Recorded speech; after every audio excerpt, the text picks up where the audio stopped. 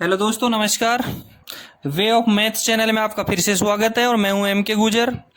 मैं हल करवा रहा था CISF LDC ASI का जो पेपर हुआ है 2020 की जो एग्जाम थी उसका पेपर हुआ है 23 अगस्त 2022 को 23 अगस्त 2022 को जो पेपर हुआ है उसका मैथ का हल करवा रहा था।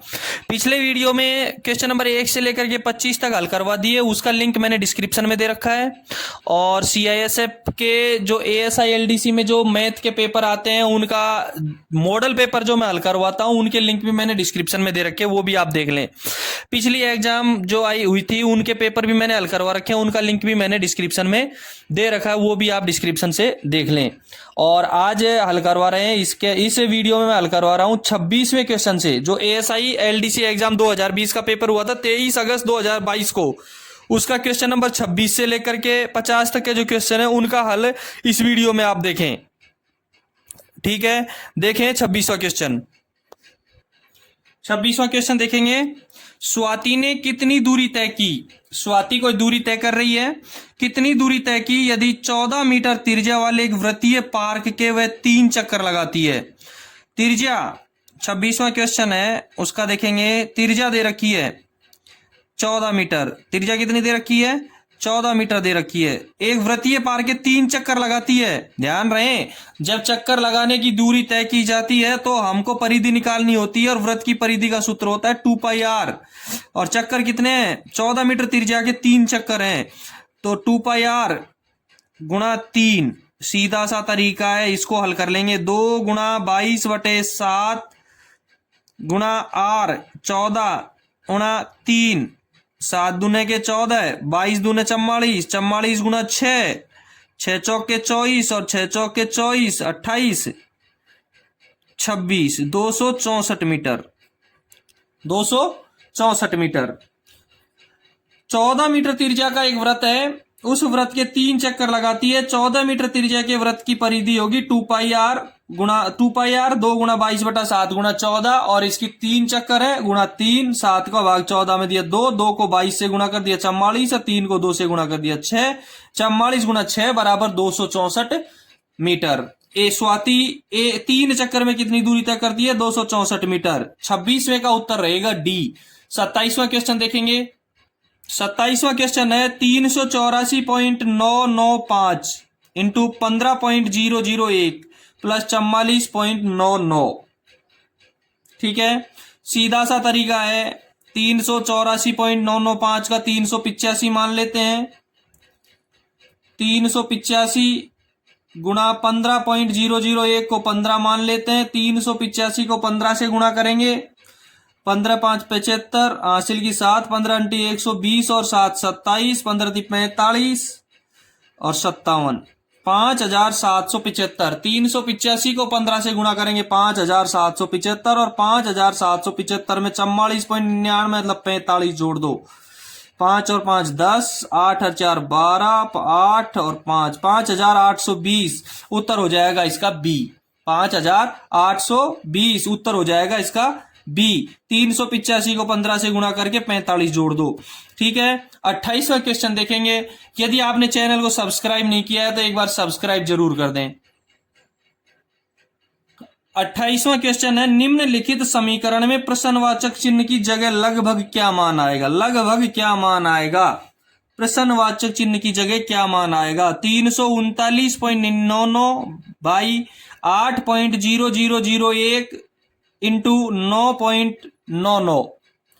339.99। 28वां सवाल है 339.99, 239.99 को 240 भाग 8.0001 को 8 गुणा 9.99 को 10, 8 × 24 और 30 को 10 से गुणा करेंगे 300,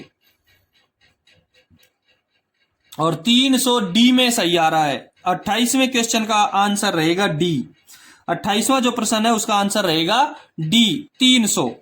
ठीक है, अगला क्वेश्चन देखेंगे। 29 नंबर का क्वेश्चन है। 29 नंबर का प्रश्न है, एक समलंब आकार वाले क्षेत्र का क्षेत्रफल। आकार चतुर्भुज एक समलंब। समलंब क्या है? एक चतुर्भुज समलंब के आकार का चतुर्भुज है, उसका क्षेत्रफल 480 वर्ग मीटर, ऊंचाई 15 मीटर एवं इसकी एक समानांतर भुजा 20 मीटर है। दूसरे समानांतर भुजा को ज्ञात करें। देखो 29वें क्वेश्चन में क्या दे रखा है, क्षेत्रफल दे रखा है। समांतर चतुर्भुज का क्षेत्रफल क्या दे रखा है, समांतर चतुर्भुज का क्षेत्रफल, समांतर चतुर्भुज का क्षेत्रफल। सूत्र क्या होता है समांतर चतुर्भुज का क्षेत्रफल का, 480। समांतर चतुर्भुज का सूत्र होता है 1/2 गुणा समांतर भुजाओं का योग, 1/2 गुणा समांतर भुजाओं का योग गुणा ऊंचाई बराबर 480 मीटर। ठीक है, 1/2 गुणा 15 मीटर ऊंचाई, ऊंचाई 15 मीटर। समांतर एक भुजा 20 मीटर की है, दूसरी x मान लेते हैं, x + 20। 1/2 गुणा x + 20 गुणा 15 बराबर 480। ध्यान रहे 1/2 का 2 480 के पास में चला जाएगा, 15 ऊपर है नीचे चला जाएगा। 15 का भाग 480 में देंगे, 15 × 45 और 15 दूना 30। इधर बच गया x + 20, x + 20 बराबर 32 दूना 64। तो x बराबर 64 - 20 बराबर 44। एक भुजा का मान क्या होगा, 44। तो एक भुजा का मान क्या हो जाएगा, 44 हो जाएगा।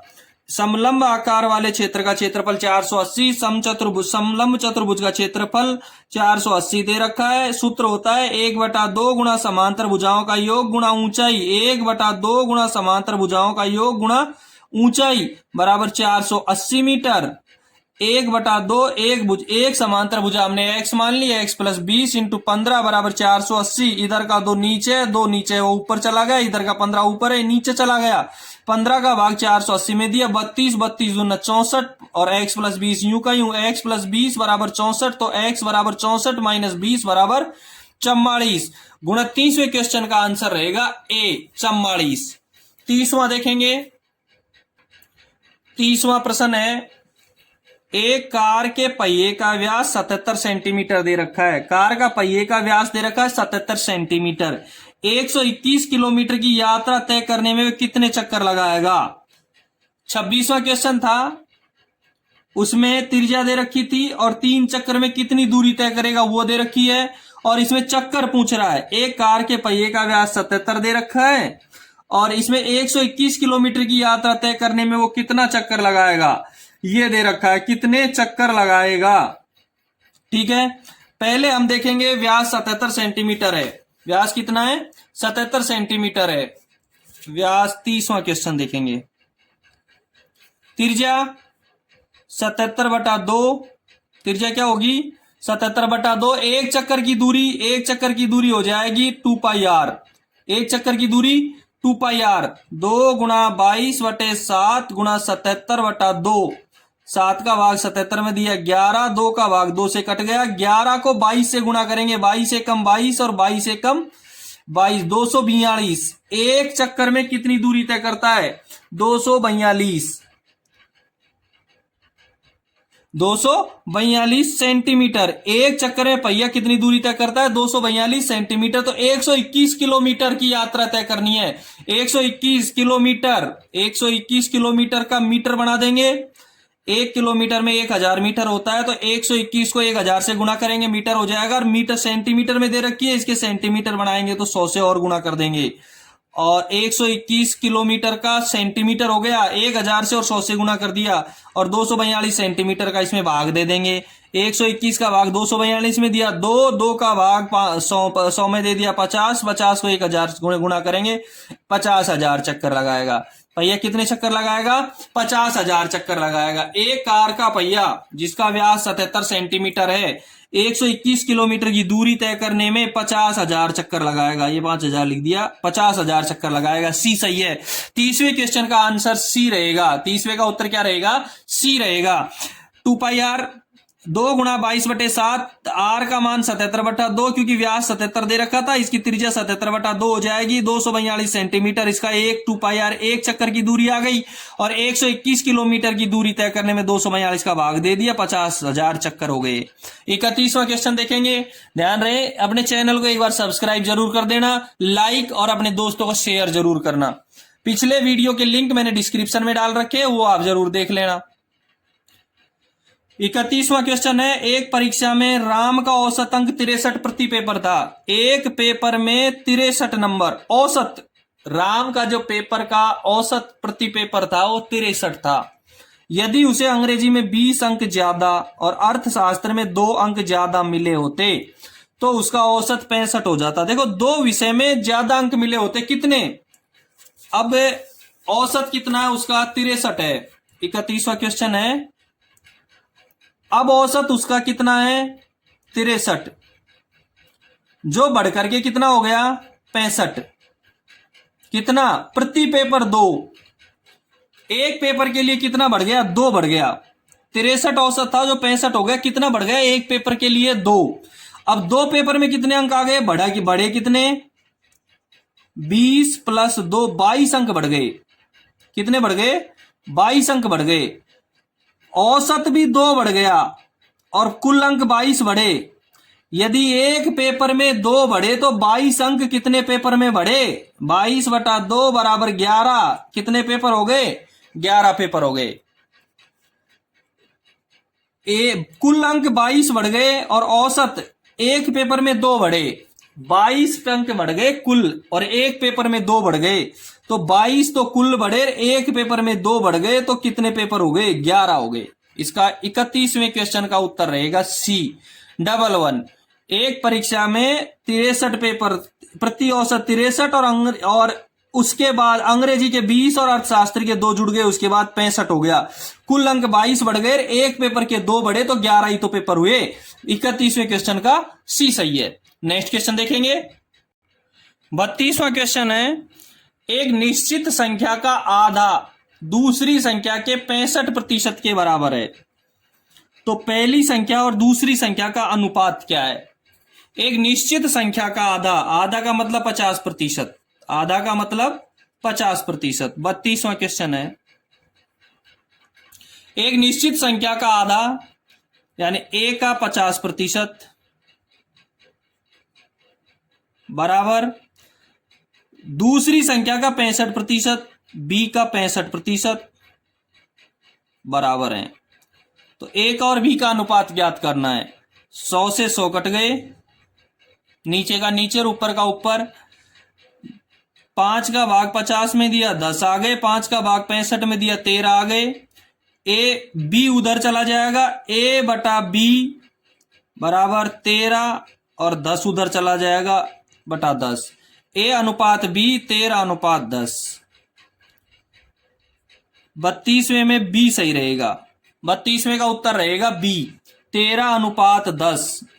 दोबारा से देखेंगे, एक निश्चित संख्या का आधा a का 50% b के 65% के बराबर है। a का 50% और b का 65% बराबर है। 100 से 100 कट गया, 5 का भाग 50 में दिया 10 आ गए, 65 में दिया 13 आ गए। a/b तो 13/10, a अनुपात b 13:10, b उत्तर रहेगा। अगला क्वेश्चन देखेंगे।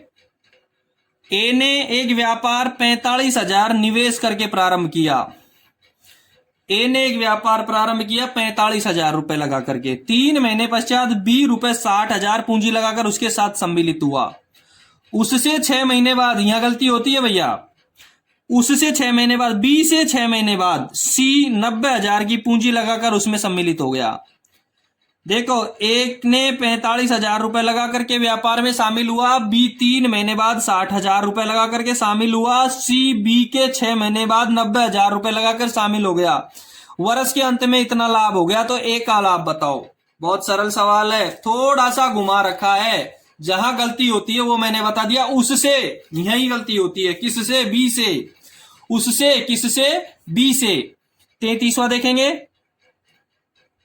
ए बी और सी। ए ने 45,000 रुपए लगाए, बी ने 60,000 लगाए, सी ने 90,000 लगाए। सवाल कह रहा है ए का तो रोल ही नहीं है, ये तो पूरे 12 महीने चलेगा। बी ने 3 महीने बाद, ए के 3 महीने बाद, इसका मतलब 3 घटा दो 9 महीने हो गए। इसकी पूंजी 9 महीने रही। इसके 6 महीने बाद, 3 महीने बाद बी रुपए 60,000 पूंजी लगाता है, और उससे 6 महीने बाद, इसके 3 महीने के 6 महीने बाद, 9 महीने बाद 3 महीने पूंजी रही इसकी। इसकी पूंजी कितनी रहेगी? 3 महीने रहेगी। देखो 3 जीरो से 3 जीरो काट दो, 15 × 45, 15 चौके 60, 15 6 की 90, 3 एकम 3, 3 तिया 9, 3 चौके 12,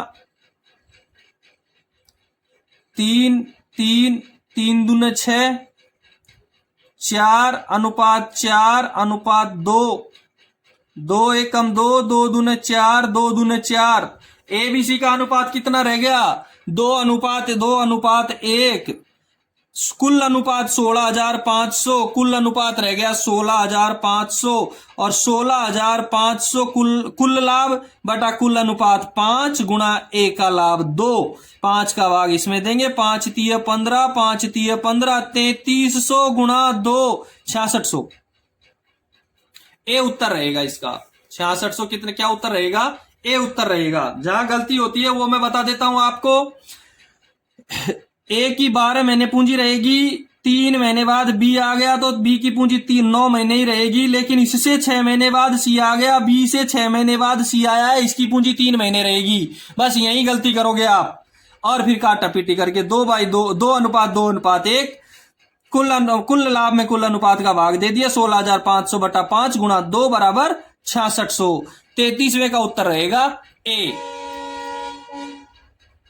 अगला क्वेश्चन देखेंगे, 34वां क्वेश्चन। यदि चैनल सब्सक्राइब नहीं किया है तो एक बार सब्सक्राइब जरूर मार दें। अगला क्वेश्चन देखो 34वां। 34वां सवाल देखेंगे। ए एवं बी एक काम को एक साथ 30 दिन में पूर्ण करते हैं। जब ए और बी दोनों एक साथ करते हैं तो काम कितने दिन में पूरा होता है? 30 दिन में पूरा होता है। उन्होंने 20 दिन इस पर कार्य किया, लेकिन उन्होंने कितने दिन काम किया उस पर? 20 दिन काम किया। ध्यान रहे, 30 दिन में पूरा होता है, 20 दिन उन्होंने कार्य कर चुके इस पे। इसके बाद में बी छोड़ करके चला गया, बचे जो काम को ए के द्वारा किया गया और 20 दिन ज्यादा लिए गए। ए अकेला उस काम को कितने दिन में खत्म कर सकता है? बहुत सरल सवाल है, हल करने की कोई जरूरत ही नहीं है। आप में थोड़ा सा दिमाग लगाने की जरूरत है। आपको थोड़ा सा दिमाग लगाओ, सवाल हल हो जाएगा। थोड़ा सा दिमाग लगाओ, सवाल हल हो जाएगा। देखें 34वां सवाल है। 20 दिन काम को बराबर कर लिया, 30 दिन का काम था, लेकिन 20 दिन काम किया, कितने दिन का काम रह गया था? 10 दिन का काम रह गया था। कितने दिन का काम रह गया था?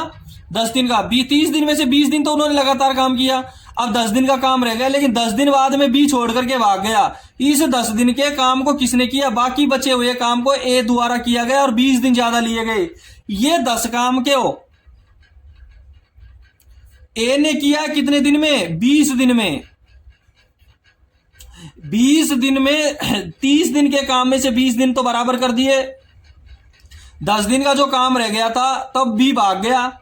ए ने जो 10 दिन का काम किया वो कितने दिन में किया था? 20 दिन में। जबकि काम कितना था? कुल 30 दिन का काम था, लेकिन 10 दिन का रह गया था ना। 10 दिन के काम को उसने 20 दिन में किया था। ए अकेला उस काम को कितने दिन में खत्म कर सकता है? जब 10 दिन के काम को ए ने 20 दिन में खत्म किया है तो 30 दिन के काम को कितने दिन में खत्म करता? सीधा सा है, 10 दिन के काम को 20 दिन में किया था तो 20 दिन के काम को कितने दिन में करता? 40 दिन में। सीधा सा तरीका है। यदि 10 दिन का जो काम बचा उसको उसने 20 दिन लगा दिए तो 20 काम में 40 दिन और 30 दिन के काम में कितना लगा था वो? 30 दिन के काम में 60 दिन लगा देता। कॉमन सेंस की बात है बस। थोड़ा सा दिमाग लगाने की जरूरत है कि 10 दिन के काम को, जो काम 30 दिन में जो काम था उसको उसने 20 दिन में तो कर दिया था। 30 दिन के काम में 20 दिन तो कर ही लिए, 10 दिन का काम बचा था उसमें उसने 20 दिन लगा दिए। 10 दिन में यदि 20 दिन लगा दिए तो 30 दिन में कितने? 10 दिन के काम में उसने 20 दिन लगा लिए तो 30 दिन के काम में कितने दिन लगाएगा? 60 दिन लगाएगा। और 34वें का उत्तर डी है, 60 दिन ही इसका उत्तर रहेगा। 30 दिन तक लगातार बराबर, 30 दिन का काम में 20 दिन उन्होंने एक साथ काम किया, 10 दिन का काम रह गया था उसको उसने 20 दिन में किया तो 30 दिन के काम को कितने दिन में करेगा? 60 दिन में करेगा। 34वें का उत्तर रहेगा डी 60 दिन रहेगा। 35वां क्वेश्चन देखेंगे। 35वां क्वेश्चन में है, एक कक्षा में सर्वाधिक अर्जित अंक 67 तथा सबसे कम अर्जित अंक 32 हैं। सबसे ज्यादा लाने वाला 67 लेके आया है और सबसे कम लेके आने वाला 32 अंक लेके आया है। औसत की गणना करते समय इनको गलती से 76 और 23 लिख दिया गया, उल्टा लिख दिया। तो बताओ अंकों का औसत। भाई 35वें सवाल में देखो, एक्चुअल जो अंक थे वो तो थे 67 प्लस 32, 7 और 9 6, 7 और 2 9, 6 और 3 9, लेकिन गलती से लिख दिए 76 और 23, 6 और 3 9, 7 और 2 9। चाहे गलती से लिख दिए चाहे एक्चुअल थे, दोनों बराबर ही थे। ये भी 99 थे और ये भी 99 थे। तो औसत अंक में क्या परिवर्तन होगा? कोई परिवर्तन नहीं होगा। पहले भी 99 और अब भी 99। यदि गलती से लिखा जब भी 99 आया और एक्चुअल में था तब भी 99 आया, इसलिए इसके औसत में कोई फर्क नहीं पड़ेगा। 35वें में डी सही रहेगा, अपरिवर्तित रहेगा। 35वें क्वेश्चन का डी सही रहेगा, क्योंकि गलती से जोड़ेंगे जब भी 99 और एक्चुअल में जोड़ेंगे जब भी 99 आएगा, इसलिए अपरिवर्तित। 35वें का उत्तर रहेगा डी। अगला क्वेश्चन देखेंगे 36वां। 36वां क्वेश्चन है, शंकर 8:45 AM पर कार्य प्रारंभ करता है एवं 5:15 PM पर कार्य समाप्त करता है। वह 90 मिनट का विश्राम लेता है, तो 5 दिनों में वह कितने घंटे कार्य करता है? देखेंगे 8:45 AM और 5:15 PM समय की बाकी कैसे निकालेंगे वो आप जरा देख लीजिएगा। हम यूं मान लेते हैं 8:15 से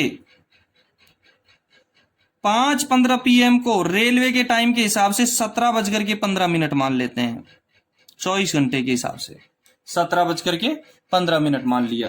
8:15 और 5:15 को 5:15 को 17:15 मान लेते हैं। 17:15 में से 8:15 की बाकी निकालेंगे, ये देख लीजिएगा। अब कैसे निकालते हैं बाकी ये आप जरा ध्यान से देख लेना। पिछले वीडियो मैंने पहले एक वीडियो था उसमें बताया था कि दिनांक को कैसे, जन्म तिथि जन्म दिनांक कैसे निकालते हैं, इसमें समय की बाकी कैसे निकालेंगे वो आप देख लेना। 8:45 है, सॉरी 8:15 नहीं है, 8:45 है, ठीक है। 15 में से 45 घटाएंगे, 15 में से 45 जाते नहीं है तो इधर से एक हासिल लेंगे। जब 17 में से एक ले लिया तो यहाँ कितने बच गए? 16। लेकिन इधर से 1 घंटा जाएगा उधर, और इधर से 1 घंटा उधर मिनट है, उस घंटे की क्या बना देंगे? मिनट बना देंगे। उधर से 1 घंटा इधर आएगा 60 मिनट, और 60 और 15 कितने मिनट हो गई? 75 मिनट हो गई। इधर से 1 घंटा उधर जाएगा 75 मिनट हो जाएंगे, 60 मिनट तो और 15 मिनट ये, और इधर से 1 घंटा इधर उधर चला जाएगा तो इधर 16 रह जाएगा। 75 में से 45 गया तो 30 बच गया। 16 में से 8 गया तो 8 बच गया। यानी कि कितने घंटे टाइम से काम करता है वो? 8 घंटे 30 मिनट। 8:45 से 5:15 के बीच में 8 घंटे 30 मिनट। लेकिन उसने बता रखा है कि 90 मिनट का विश्राम लेता है वो। इसमें से कितने मिनट घटाएंगे? 90 मिनट। 90 मिनट का मतलब है 1 घंटा 30 मिनट। 60 मिनट का 1 घंटा है, 1 घंटा 30 मिनट। कितना बच गया? 7 घंटे। कितना बच गया? 7 घंटे। 8:45 से जो आदमी शंकर काम शुरू करता है वो 17:15 तक काम करता है। जब 17:15 तक काम करता है, बीच में 90 मिनट का विश्राम करता है। 17:15 से 5:15 के और 8:45 के बीच में 8.5 घंटे का अंतर है। 8.5 घंटे में से 1 घंटे 30 मिनट और रेस्ट करता है, यानी 7 घंटे काम करता है। सवाल यह कि 5 दिनों में कितने घंटे काम करेगा? 7 × 5 बराबर 35 घंटे। 7 दिनों में कितने घंटे काम करेगा? 35 घंटे। इस क्वेश्चन का आंसर रहेगा सी, 35 घंटे। ठीक है, अगला क्वेश्चन देखेंगे।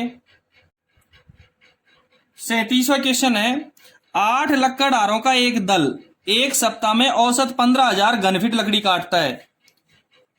थोड़ा सा डिफिकल्ट है। 8 लकड़हारों का एक दल एक सप्ताह में 15,000 घनफीट लकड़ी काटता है। तो 4 लकड़हारे 4 सप्ताह में कितने घन फीट लकड़ी काटेंगे। देखो बहुत सरल तरीके से समझा रहा हूं। 37वां क्वेश्चन, 8 लकड़हारे एक सप्ताह में कितना काम करते हैं, 15,000। दूसरा ऑप्शन है 4 लकड़हारे 4 सप्ताह में कितना काम करेंगे, x। 8 लकड़हारे एक सप्ताह में 15,000 करते हैं, 4 लकड़हारे 4 सप्ताह में x करते हैं। 4 को 8 में भाग दिया 2, 2 का 4 में भाग दिया 2, इधर कुछ भी नहीं बचा, x को इससे गुणा करेंगे x और 15,000 को 2 से गुणा करेंगे 30,000। कितना उत्तर आएगा, 30,000। 37वें का उत्तर रहेगा ए। ठीक है, नेक्स्ट क्वेश्चन देखेंगे। 38वां क्वेश्चन है, एक मालगाड़ी 72 किलोमीटर प्रति घंटे की गति से चलती है। मालगाड़ी की चाल 72 किलोमीटर प्रति घंटा है। 250 मीटर लंबे प्लेटफॉर्म को 26 सेकंड में पार करती है। तुम्हारे क्वेश्चन में पेपर में था, मिनट था, यहां 26 सेकंड में पार करती है। तो मालगाड़ी की लंबाई बताएं। देखेंगे मालगाड़ी की लंबाई क्या होगी। पहले मालगाड़ी की चाल किलोमीटर प्रति घंटे में दे रखी है, हम उसको मीटर प्रति सेकंड में याद करेंगे, क्योंकि हमारी लंबाई मीटर में दे रखी है और समय सेकंड में दे रखा है। तो पहले तो उसकी स्पीड है, उसको 72 किलोमीटर प्रति घंटे की रफ्तार से है, उसको मीटर प्रति सेकंड में बदलने के लिए 5/18 से गुणा करेंगे। 18 चौके 72, 20 मीटर प्रति सेकंड रेलगाड़ी की चाल होगी, 20 मीटर प्रति सेकंड। ठीक है, अब 26 सेकंड में पार कर जाती है वो, तो कितनी डिस्टेंस तय करती है वो। 20 मीटर प्रति सेकंड से रेलगाड़ी चलती है, 26 सेकंड में कितनी दूरी तय करेगी, 520 मीटर। कितनी दूरी तय करेगी 26 सेकंड में, 520 मीटर। रेलगाड़ी 20 मीटर प्रति सेकंड की रफ्तार से डिस्टेंस तय करेगी 520 मीटर। प्लेटफॉर्म की लंबाई कितनी है, 250। तो रेलगाड़ी की लंबाई कितनी होगी, ट्रेन की लंबाई पूरी लंबाई में से 520 उसने तय की है, उसमें से रेलगाड़ी की लंबाई को, प्लेटफॉर्म की लंबाई को घटा दो, 250। कितना बच गया, 270 मीटर। ये रेलगाड़ी की लंबाई हो जाएगी। 270 मीटर क्या हो जाएगी, रेलगाड़ी की लंबाई हो जाएगी। क्योंकि प्लेटफॉर्म जब पार करती है रेलगाड़ी, तो रेलगाड़ी प्लेटफॉर्म और अपनी दूरी, खुद की दूरी, दोनों को मिलाकर के दूरी तय करती है, तब प्लेटफॉर्म पार होता है। ठीक है, 39वां क्वेश्चन देखेंगे। 42 संतरों को कुछ लड़कों और लड़कियों में बांटा गया। कुल कितने संतरे हैं, 42 हैं। प्रत्येक लड़कों को 3 मिलता है, तो प्रत्येक लड़की को 6 मिलता है। लड़के को 3 मिलता है, तो लड़की को कितना मिलता है, 6। प्रत्येक लड़के को 6 मिलता है, तो प्रत्येक लड़की को 3 मिलता है, तो इसे 6 की आवश्यकता ज्यादा होगी। 6 ज्यादा चाहिए। कितने ज्यादा चाहिए, 6 ज्यादा चाहिए। जब 42 संतरे हैं तब तो 3 लड़के को मिलेगा और 6 लड़की को मिलेगा। लेकिन जब 6 लड़के को देंगे और 3 लड़की को देंगे, तो 6 ज्यादा की आवश्यकता होगी, 48 की आवश्यकता होगी। कितने की आवश्यकता होगी, 48 की आवश्यकता होगी, जिसमें लड़कियों की संख्या ज्ञात करनी है। देखो बहुत सरल सवाल है। हम यूं मान लेते हैं 39वें सवाल में बॉय को बी और गर्ल को जी। प्रत्येक लड़के को 3 मिलता है, एक लड़के को 3 मिलता है, तो 3 मिलता है, तो 3B प्लस लड़की को 6 मिलता है, 6G। कितने हो गए, 42। लेकिन प्रत्येक लड़के को 6 मिलता है, 6B प्लस 3 लड़की को मिलता है, 3G बराबर 48। 6 ज्यादा हो गए। ये समीकरण 1 मान लेते हैं और इसको समीकरण 2 मान लेते हैं। ठीक है, अब हमको लड़की की संख्या ज्ञात करनी है। G को रखना है, B को विलोपन विधि से हटा देना है। देखो इसको बराबर करना है, 3 को 2 से गुणा करेंगे तो इसके बराबर हो जाएगा। तो समीकरण 1 को पूरे को 2 से गुणा करना पड़ेगा, कर दो। समीकरण 1 को 2 से गुणा कर देंगे तो 3b का तो हो जाएगा 6b, 6g का हो जाएगा 12g और 42 का हो जाएगा 84 और 6b प्लस 3g और 48 सेम ऐसा कैसा रह जाएगा। क्या करेंगे, घटाएंगे। जब घटाएंगे तो इनको काटना है इसलिए घटा दिए, ये माइनस और ये भी माइनस। 6b से 6b कट गया, 12g में से 3g चले गए तो कितना g बच गया, 9g बराबर 84 में से 48 घटा दिए तो 36, 9g बराबर 36 तो g बराबर 36/9 बराबर 4। क्लास में कितनी लड़कियां हैं, 4। कितनी लड़कियां हैं, 4 लड़कियां हैं। 39वें का आंसर 4 रहेगा, यानी कि क्या सही रहेगा, इस क्वेश्चन का उत्तर रहेगा डी। 39वें का उत्तर रहेगा डी। क्वेश्चन नंबर 40 देखेंगे। 40वें क्वेश्चन है, एक परीक्षा में एक विद्यार्थी को एक निश्चित संख्या का 3/14 ज्ञात करने को कहा गया।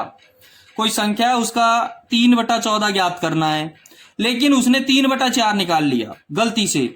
इसका उत्तर सही उत्तर से 150 ज्यादा था। जो गलत उत्तर आया है वो 150 ज्यादा था सही उत्तर से। तो सही उत्तर याद करें, सही वास्तविक उत्तर क्या लेके आना था उसको, ये याद करना है। देखेंगे 40वां क्वेश्चन है, माना वो संख्या x थी, गलत उत्तर ज्यादा है सही उत्तर से, तो गलत उत्तर 3/4 है ना, तो x का 3/4 ज्यादा है किससे, सही उत्तर से 3/14 से। x का 3/14 कितना ज्यादा है, 150। समीकरण समझ में आया होगा। पहले हमको गलत उत्तर लिखना है इसका 3/4 x का, उसमें से 3/14 की गलत, पहले सही गलत उत्तर में से सही उत्तर की बाकी निकालेंगे तो 150 आएगा। उत्तर ज्यादा, सही उत्तर से गलत उत्तर 150 ज्यादा है। अब इसको हल करेंगे, 3x/4। ध्यान रहे सही उत्तर कौन सा है, ये सही उत्तर है, ये उत्तर सही है। x का 3/14 ये सही उत्तर है। जब भी तो गलत उत्तर में से सही उत्तर को घटाएंगे 150 आएगा। 3x/4 माइनस 3x/14 बराबर 150। 14 का और 4 का एलसीएम ले लिया। 14 का और 4 का एलसीएम कितना होगा, 7 चौक 28, 4 7 28, 7 21, 14 दूना 28, 3 दूना का 6, 14 दूना 28, 3 दूनी का 6, 150/1। 21 में से 6 चले गए, 15x बच गए। 15x/28 बराबर 150/1। 15 कम 15, 15 2.5 150। x का मान कितना प्राप्त हो गया, 280। x का मान कितना प्राप्त हो गया, 200। यानी वो संख्या कितनी है, 280 है। वो संख्या कितनी है, 280 है। लेकिन हमको सही उत्तर प्राप्त करना है। सही उत्तर याद करें, सही उत्तर ये रहा है x का 3/14। सही उत्तर रहेगा इसका x गुणा 3/14, यानी कि 280 गुणा 3/14, 20 20 30 60। इसका सही उत्तर कितना रहेगा, 60। आपके आंसर में 60 नहीं है, आंसर में सी सही है, जो आंसर तालिका आई है, लेकिन सी वह संख्या है। यदि इसका उत्तर ये, इसका क्वेश्चन होता है कि वो संख्या कौन सी है, तो वो संख्या 280 है। लेकिन इसने पूछा है सही उत्तर क्या है, तो सही उत्तर इसका 60 है। गलत उत्तर क्या होगा, 3/14 को 280 से गुणा करेंगे, 3/4 को 280 से गुणा करेंगे, वो इसका गलत उत्तर होगा। ये भी मैं बता देता हूं आपको, गलत उत्तर क्या होगा, 280 गुणा 3/4, 70, 7 की 210, ये इसका गलत उत्तर होगा। 210 में और 60 में 150 का ही अंतर है, तो दोनों में 150 का अंतर है। ये गलत उत्तर सही उत्तर से 150 ज्यादा है और सही उत्तर 60 है, गलत उत्तर 210 है। ठीक है, इससे आगे के क्वेश्चन अगले वीडियो में है, उसका लिंक मैंने डिस्क्रिप्शन में दे रखा है। अपने वीडियो को लाइक और शेयर करें, और अभी तक चैनल पे नए हैं, चैनल सब्सक्राइब नहीं किया है तो एक बार चैनल को सब्सक्राइब जरूर करें। धन्यवाद।